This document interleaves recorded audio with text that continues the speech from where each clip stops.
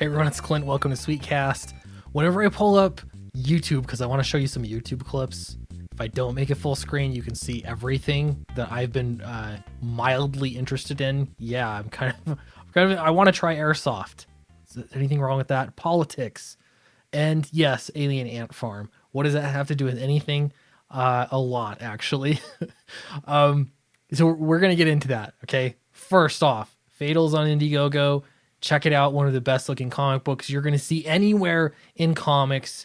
It's on Indiegogo, so check it out. It's in the link in the description below. I also have other books there as well. Actually, the only other book I would say to check out would be my Silver Streak story in... I should have pulled it up. I don't know what I'm thinking, but it's there as well. Check it out. All right. So Alien Ant Farm. First off, your boy Zach posted this video today. I think I might post this video tomorrow. So I'm recording this in the past. You will see it in the future. He posted this video and it was incredibly honest. And I really appreciated that. I think there's this totally wrong, either misconception or willful ignorance that, there's going to be ups and downs in comic book publishing. Whenever I hear people say that it's only going to go up, you're only ever going to make more money on the next campaign and the next campaign and reach more and more people. That's just ridiculous. I mean, nothing just goes up and up and up forever. And so it was really cool to see his insight here. He pulls out spreadsheets. He even has a spreadsheet for my campaigns, which was also cool to see. There's only 3 campaigns on there, but it's interesting. And he said, let me play this. I'll play this clip for you. This is you boy Zach in his last video. For 2020, I had a fantastic year, insanely good year. And yet still, I feel like we've hit the peak, and now we're on the downslope. And I told some people that. I go, yeah, I think crowdfunding is winding down. Now, everything's winding down, Okay, so I'll leave it there. He hit the peak and crowdfunding is winding down, even though he had a fantastic year in 2020 as far as comic book sales went. That's pretty normal. So with anything, if you find something that works, everybody is going to try it. And I don't think you'll realize how many people are jumping into crowdfunding. The sheer volume of people. Everybody wants me to do live streams to promote their books. So many, in fact, that I don't want to live stream at all. Because if I do, I'll get 3 messages from people saying, hey, you didn't show my book. I want to be promote me. At some point, the market, it just gets saturated. It does. And that's okay because that's how it is. There's going to be some high competition in crowdfunding, just like there is high competition everywhere in indie comics. You remember for a while there, it was web comics were the big thing. They're extremely competitive. It's all competitive. That is the life of comics because everyone wants to make them. Everyone wants to make money making them. And relatively few people are actually doing that. Relatively few. I mean, there are people making money, but you get the idea. All right. So this is kind of confirming here. I'm not just seeing it here with what Zach has gone over, but I'm seeing it with all of crowdfunding. You're not going to see the same kinds of numbers and the same kinds of enthusiasm that you did in the past. And that could change person to person. Obviously, it's going to depend, but it's just the truth. And there's nothing wrong with that. So let's go back to Alien Ant Farm here. I have no idea why I started thinking about Alien Ant Farm. It brings me back to junior high school. It was the first, my friend burned me a CD. It was the first burned CD I ever got. He burned me it, and I was like, wait, you downloaded this from the internet? And so I even remember it was red. The whole CD was red. Even the black side or the shiny side was red. And turns out Alien Ant Farm on that CD anyway had two good songs, and the best one was not Annie, Are You Okay? It's Movies. That's the correct answer. Movies was their best song. Anyway, so I listened to that, and then I saw, hey, there's an interview from Alien Ant Farm. Now, besides them being extremely high in this interview, clearly, they said something that I think we can learn from. Listen to this. Just scrutinizing everything. But it's cool because I think that we're probably the only ones that care. I mean, we have a few fans, but it's not like. But I'm serious. I'm not saying like we don't have many fans. We got 1,000 fans, or you times that by 10. The times 10 are probably not, as burly and big as the 1,000. Can you zoom in on that? Okay, so you get the idea. The 1,000 fans that they have are rabid, big, burly fans. And then the remaining fans that they have, the rest of the fans, the 10 times that, 10,000 fans perhaps, are, casual Alien Ant Farm fans. Maybe they like more than two songs. I don't know. The point is, you have your early adopters, your diehard fans. That is extremely lucky. If you have diehard fans of what it is that you're producing, your art, think of how amazing that is. I want to say lucky, but I mean, you work hard for it. You're blessed. That's probably a better word. You're blessed to have those fans, those hardcore fans. And hardcore fans are the type of people that'll go to your crowdfunding site and they'll pay more. Like your boy Zach was saying, we're selling expensive comics that arrive months later. Only hardcore fans are going to stick around for that. Your average, regular, casual comic book buyer is not going to. That model just doesn't work for them. It doesn't. I wish that it did. It doesn't. And that's why, like for me personally, I thought, working with Alterna Comics is a good route to go because you have your early adopters. You want to give them really special stuff. You give it to them first, well in advance first. Nobody has that Alterna issue #1 yet. I know it's coming soon. I mean, any minute, the printer, it'll arrive from the printer.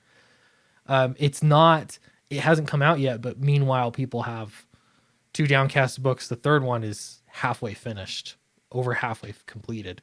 And it's a longer book too, but I digress. The point is that I've been trying to look for routes to get to normies, not the rabid, awesome, diehard fans that are following videos, that are interested in crowdfunding, that they get it, but the rest of the rest of the readers out there that are like, if it's comparable in price to what you're getting through mainstream comics, they don't see the difference. They're getting to know you by watching videos, but they might read your book. So getting to those people is important. The other aspect of this too is if you're trying to get one book funded, I've seen this happen so many times. If you've been following Comicsgate, if you've been following just crowdfunding comics in general, you'll see the pattern. But if your entire business model relies on getting on live streams that you don't run yourself, that's a single point of failure. That's a massive problem. I mean, if you want to get one book funded, you can do that. It's possible. I've seen it happen. I've seen it happen to some great success. However, you've got to have more than that if you want to have, the longevity of a career in comics, in indie comics. It's tough. I think it's been made to look like it's too easy and it's too repeatable of a process. It's not. And you probably aren't even seeing all the failures out there.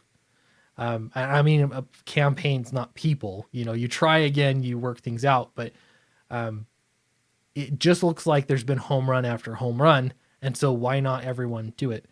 That's not the case. So I think there's a few things here. One is you care deeply about those 1,000, the 10% of your fans, like Alien Ant Farm here is explaining, you care deeply about them. You want to make the best possible art for them that you can, because they're awesome. They're your hardcore fans. You got to have a route to get out to the other, the 9,000 other fans, the other readers.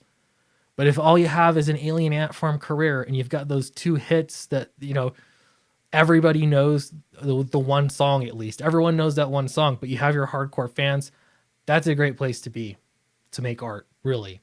In comics, that's fantastic. So I don't really know what those numbers are, like how that converts over to comics, but yeah, what I'm saying is that there's not a formula that's going to work for everybody, always. That it's just not true. It's never been the case. Why stumbling upon the one way now would work, I don't know. Will crowdfunding still work? Yes, it will. It'll still work. But what I'm saying is you have to have some way to repeatably promote it yourself, so that your point of failure is you, and whatever you can do that's relying on nobody else. Even having your own YouTube channel, views come and go. And I realize I'm speaking to such a small audience of people because comics is small, but I'm talking to people in comics interested in crowdfunding. That's always what I end up talking about. And so it's such a small segment of people. I'm very thankful for everyone who watches these videos. But you get where I'm going with this. Okay, so looking at a big success, Ethan Van Sciver is always the big name that comes up. And first off, I'm not throwing shade at all. I respect Ethan a lot. What I'm saying is that the heyday, I think that the peak is over. I think Ethan's going to do very, very well. He's going to make tons and tons of money on comics and have a long sustained career. Absolutely. I think he could do this as long as he wants to, because he has hardcore fans that are willing to back and support his projects.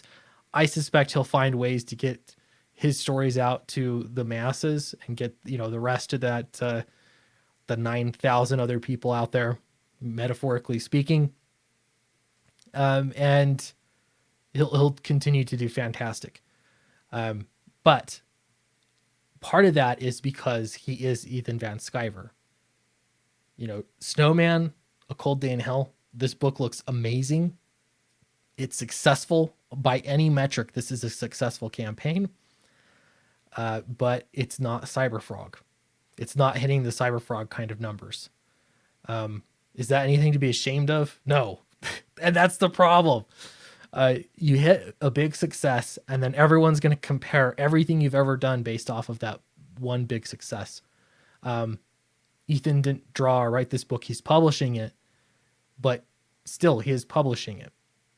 It looks fantastic, by the way, and I would strongly suggest backing it. It looks really good.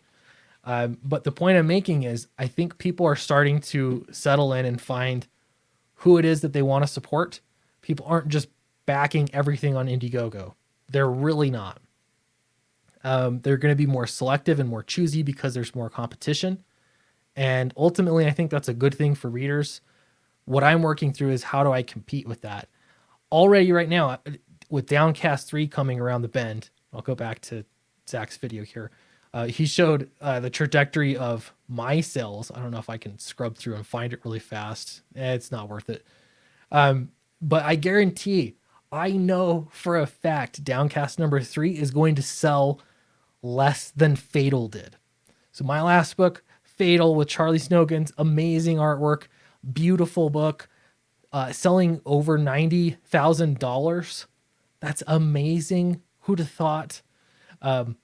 I don't see Downcast 3 hitting these same numbers, partially because I've charged less for the book. I'd love to normalize it and charge $25 for the book so I can be playing on the same even playing field as every single other comic book, but I'm worried about raising the price.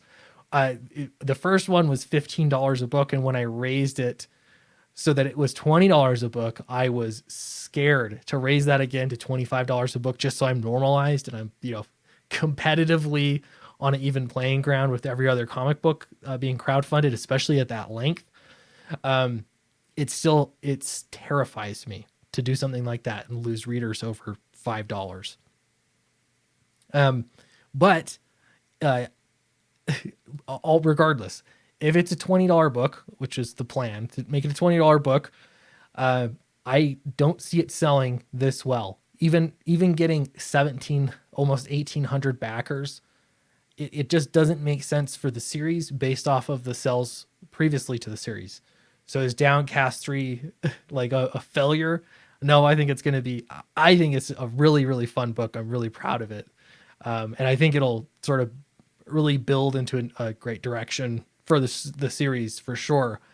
But as far as the numbers go, at what point is it not worth continuing to publish comics or to start publishing comics if you're worried about the numbers?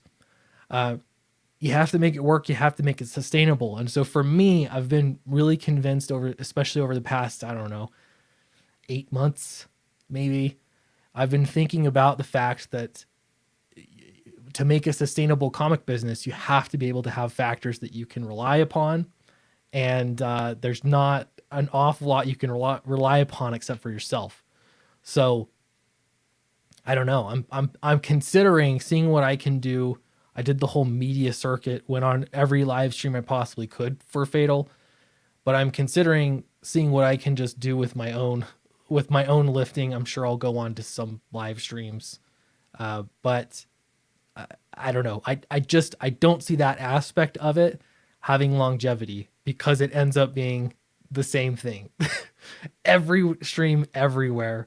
I mean, not every stream, but you know what I mean. There's just so many people selling their books in exactly the same way. So I think it's helpful to zig when others are zagging. Hope this all made sense. Basically sum it up, having your early adopter fans, those hardcore 1,000 fans, if you can get them, that's fantastic. Getting out to the larger section of people through, some kind of mass media, some way that you're competing on price as well with mainstream comic books, and quality, like the quality of print and everything. It looks the same. Mass market, I think that's also important, just for longevity. And don't stress out. That's basically my point. Crowdfunding, it never was going to always go up. Okay. It's still viable if you're thinking about running a crowdfunding campaign. If you've made the numbers work, if you've been building up a mailing list, if you've got people interested in your book, fantastic. Just don't rest your business model upon going on live streams that you don't control, other live streams other than yours. It's just not sustainable. It's not even something to take off or to springboard your campaign from, let alone an entire publishing company from. You've got to have something you can do yourself. So yeah, not depressing, just reality. And then we adapt. That's the best you can do. So thank you very much for watching. Really appreciate it. Let me know your 2 cents. Do you think I am up in the night and crazy? Let me know, and I'll see you in the next video.